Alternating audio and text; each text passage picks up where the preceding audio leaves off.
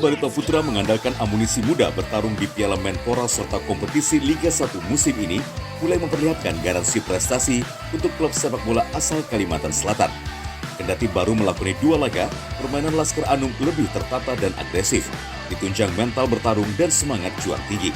Sebut saja Alip Celani, Lutfi Kamal, Bagas Kavi hingga Muhammad Riyandi yang jadi sorotan pecinta sepak bola tanah air usai menggagalkan penalti pemain asing Arema FC.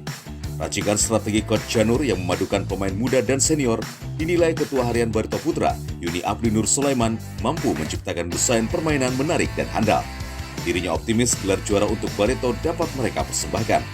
Kita memang fokus untuk pemain-pemain muda karena kita yakin mereka lebih bisa untuk sesuai dengan harapan kita.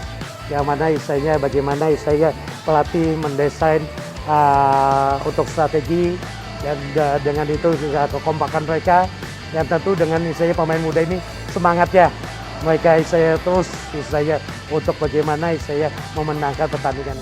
Pria yang akrab disapa Haji Yuni ini sangat berharap hal itu berefek pada anak muda Banua.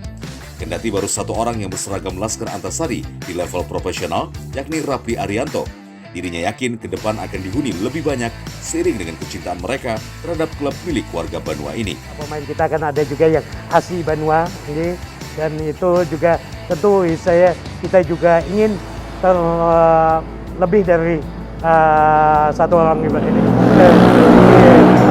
Kita ini kok yakin terutama generasi muda kita yang di Banua ini insya Allah akan terakhir dengan mereka untuk jadi pemain yang handal. Dari 25 pemain yang menghuni skuad Barito Putra musim ini, separuh lebih diperkuat Wonder Kids dengan usia di bawah 25 tahun. Dari Banjarmasin, Adi dan Fili, Kalsel, 1.